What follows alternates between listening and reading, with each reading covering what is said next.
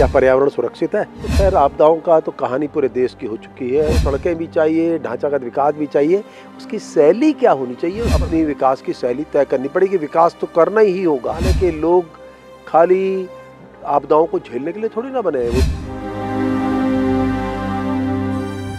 हर साल 9 सितंबर को हिमालय दिवस मनाया जाता है। खासकर उत्तराखंड राज्य की अगर हम बात करें तो उत्तराखंड राज्य की विषम भौगोलिक परिस्थितियों के चलते आपदा स्थिति बनती रहती है, लेकिन पर्यावरण संरक्षण और हिमालय के संरक्षण को लेकर के राज्य सरकार ने इस बात कोशिश किया था और 9 सितंबर को हिमालय दिवस मनाया जाए ताकि इसका संदेश जो है पूरे प्रदेशवासियों को जाए और कैसे इसका हम संरक्षण संवर्धन कर सकते हैं, इस पर विशेष ध्यान दिया। हमारे साथ बातचीत करने के लिए मौजूद हैं पर्यावरणविद अनिल जोशी, जिनसे बात करेंगे।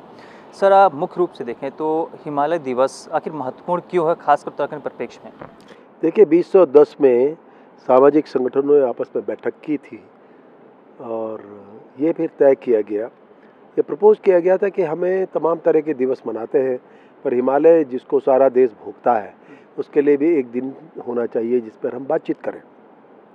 2010 से तमाम कोशिशों में आज 2015 है और अब ये धीरे धीरे बड़ा विस्तारित हुआ। आज तमाम संस्थान देश के, और ये मात्र उत्तराखंड तक ही सीमित नहीं है, दिल्ली में भी हो रहा है, तो बिहार में भी है, तो झारखंड में भी है, जहाँ गंगा जाती है या जहाँ हिमालय के उपकार जहाँ जहाँ जा रहे हैं वहाँ ये मनाया जाता है।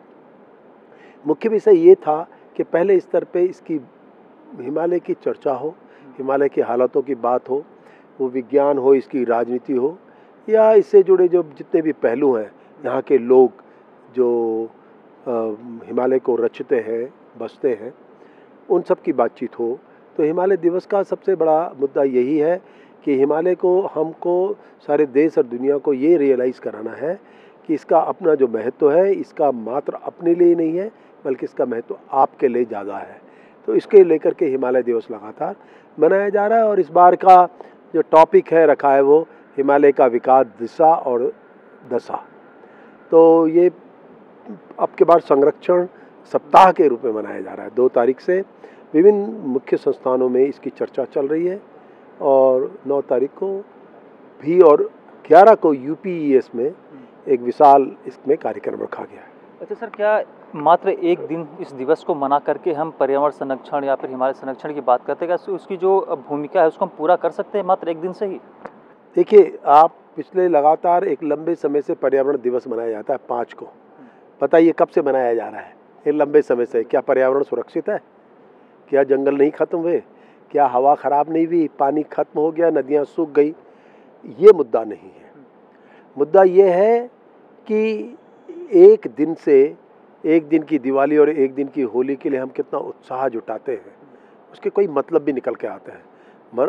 मंशा ये है कि हिमालय शब्द अब बार बार बहुत से जुबानों पे जब जाएगा, बहुत से लोगों के बीच में जाएगा, तब वो कहीं पे आगे कई नए मुद्दों के साथ भी खड़ा होता है। देखिए, पर्यावरण दिवस मनाया जाता है पर्यावरण को लेकर के कई राष्ट्रीय अंतर्राष्ट्रीय स्तर पर कई प्रोग्राम प्लान बने।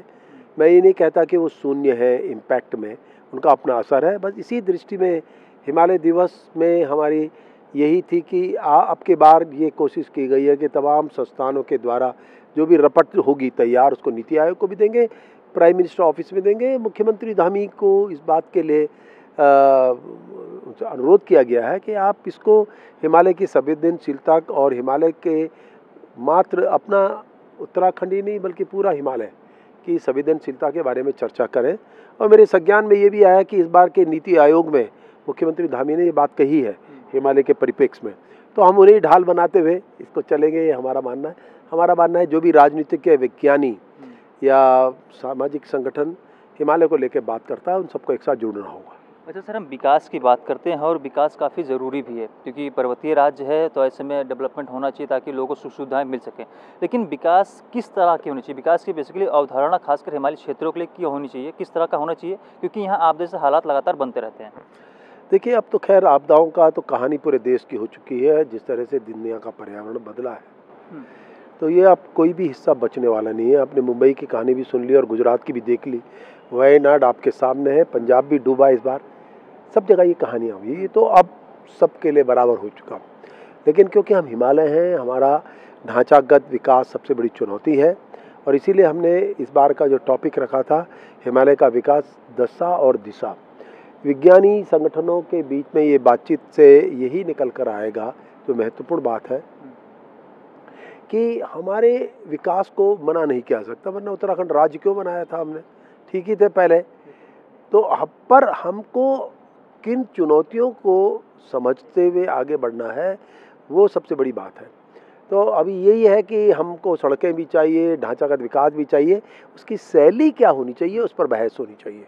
उसके विरोध को लेकर के हम दो हिस्सों में बढ़ जाते हैं और वो कहीं भी कुछ भी आगे नहीं बढ़ता।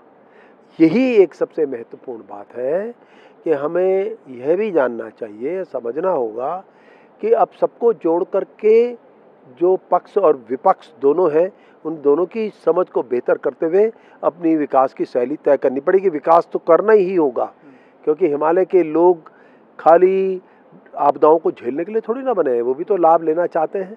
और वो विकास की बातें जब तक उनके बीच में नहीं होगी तो उसका क्या जस्टिफिकेशन है कि उत्तराखंड राज्य कोई देहरादून के लिए, उधम सिंह नगर, हल्द्वानी के लिए थोड़ी ना था, एक गांव और पहाड़ के लिए पहले था। हाँ, शैली क्या हो उस पर बहस होनी चाहिए। सर, हाँ, जब बात करते हैं तो जो हमारे प्राकृतिक स्रोत हैं या फिर नदियाँ हैं, वो अब तमाम ऐसी नदियाँ या प्राकृतिक स्रोत हैं जो सूखने के कगार पर हैं, कुछ तो सूख भी चुके हैं। उनका पुनर्जीवनकरण को लेकर के लगातार सरकार कोशिश तो कर रही है, लेकिन बेहतर तरीका क्या हो सकता है कि उसको हम पुनर्जीवित कर सकें? देखिए, मैंने बार बार सरकारों में भी कहा है, खुद भी ये प्रयोग साधे हुए हैं। ये समझ बना लेनी चाहिए कि पहले पानी आया और अन्य चीज़ बाद में आई। वनीकरण करें या जो कुछ भी करें, पानी को अगर पूरे हिमालय में जो इतने कैचमेंट एरिया हैं, सूखे पड़े हैं, ना वहाँ जंगल है ना कुछ है, लेकिन ज़मीन तो है, उनको जल संग्रहण में बदल देना चाहिए। क्योंकि पानी जब आएगा तो अपने आप ही प्रजातियाँ भी, वनस्पति भी आ जाती है। एक समझ, जब पानी जोड़ेंगे तो वो पानी जो बाढ़ बन के नीचे चला जाता है उस पर भी कुछ हद तक अंकुश लगता है। तीसरी बड़ी बात यह है कि जब तक हम पूरी तरह वनाच्छादित नहीं होंगे, हमारा बेहतर दर्जे का वन, क्लाइमेटिक फॉरेस्ट्री नहीं होगी, तब तक हम शायद अपने लक्ष्य तक पहुंच नहीं पाएंगे। और हिमालय दिवस में यही सब बातचीत होती हैं जिसको कि हम लगातार करते हैं। लेकिन अच्छी बात यह है कि हमने ही जो शुक्लापुर में हेस्को नदी की वापसी की, उसके प्रयोग को राज्य सरकार ने कई जिलों में इसको कर दिया। तो ये नहीं कहा जाता कि सरकारें अपनी समझ नहीं बनाती, आपके तौर तरीके होनी चाहिए, जो मैंने कहा पक्ष और विपक्ष सबको जोड़ के तो होनी चाहिए, ताकि वो उसको भी अपनाएं। क्योंकि हम बार बार कह रहे हैं, ये नारा अपनी जगह ले भी रहा है, इकोनॉमी और इकोलॉजी चल रही है, हमारे मुख्यमंत्री भी बोलते हैं तो प्रधानमंत्री भी बोलते हैं। तो इसीलिए मैं कह रहा हूँ, इकोनॉमी के विरोधी इकोलॉजी वाले कहलाते हैं, इकोलॉजी के विरोधी इकोनॉमी वाले कहलाते हैं, दोनों ही चलने चाहिए। इसलिए हमारा यही मत है कि अब सामूहिक रूप से समझ बनानी होगी। अच्छा सर, जब हम हिमालय की बात करते हैं तो ग्लेशियर भी एक महत्वपूर्ण बिंदु रहता है, तो ग्लेशियर को लेकर हम किस तरह देखें कि ग्लेशियर का हेल्थ भी बेहतर होनी चाहिए, और जिस तरह से जो जलवायु परिवर्तन होता है, क्लाइमेट चेंज हो रहा है, वो कितना इम्पैक्ट डाल रहा है? देखिए, अब तो ये बड़ी पीड़ा का विषय भी है कि इस बार की प्रचंड गर्मी ने तो सब कुछ बता दिया है कि ये मात्र अपना देश नहीं था, सारी दुनिया इसको दिखा। इसका मतलब ग्लोबल वार्मिंग है, ये किसी क्षेत्र विशेष के संभव ही नहीं है कि इसको सुधार सके। हाँ, ये जरूर कर सकते हैं कि स्थानीय तापक्रम बना और ना ज़्यादा बिगड़े, स्थानीय फैक्टर न उसमें जुड़े तो ज़्यादा बेहतर होगा। ग्लोबल वार्मिंग अपनी जगह में है, ग्लेशियर पे असर पड़ना ही पड़ना है। लेकिन मेरा अपना व्यक्तिगत मानना है कि आप फिलहाल अपने स्थानीय स्तर पर चीज़ों को सुधार के रखें, क्योंकि वो भी काफ़ी हद तक टेम्परेचर को मेंटेन करने में बड़ी भूमिका रखता है। उदाहरण के लिए, एक नंगा पहाड़ हो तो उसका तापक्रम क्या होगा, एक वनाच्छादित पहाड़ हो तो उसका क्या होगा। ठीक है, ग्लोबल वार्मिंग का एवरेज टेम्परेचर 17.4 हो, लेकिन अगर लोकल टेम्परेचर आपने कर दिया 12, 13, 14 तो आप कुछ असरों को कम कर पाएंगे। खास तौर से ऊपरी हिमालय में किसी भी तरह की छेड़छाड़ नहीं होनी चाहिए। अल्पाइन जोन हो, सब अल्पाइन जोन हो, जो बुग्याल का क्षेत्र है, ग्लेशियर के क्षेत्र हैं, वहाँ पर आवाजाही पर तो अंकुश लगाना ही होगा। अच्छा सर, हिमालय की संरचना की हम बात करें तो कहा जाता है कि हमारी जो पहाड़ है न्यू ग्रोइंग पहाड़ हैं, लेकिन भूस्खलन एक गंभीर समस्या रहती है। तो सबसे पहले जानना चाहेंगे, हिमालय जो यहाँ का उत्तराखंड के जो हिमालय हैं वो किस तरह के हैं, कितने सेंसिटिव हैं, कितने संवेदनशील हैं, और भूस्खलन को लेकर के हम क्या कुछ ट्रीटमेंट कर सकते हैं? आप ऐसा समझिए, पहले मैं आपको बड़ा विज्ञानी एक तथ्य बता देता हूँ। विज्ञानी तथ्य ये है कि कितनी भी टूट फूट होती रहे, उसके बाद भी 3-4 सेंटीमीटर हिमालय बनता चला जाएगा, तमाम छेड़छाड़ के बाद भी। ये छेड़छाड़ इसलिए देखते हैं कि ह्यूमन इंटरफेरेंस है, सड़कें बन रही है, वो गिरता टूटता दिखता है।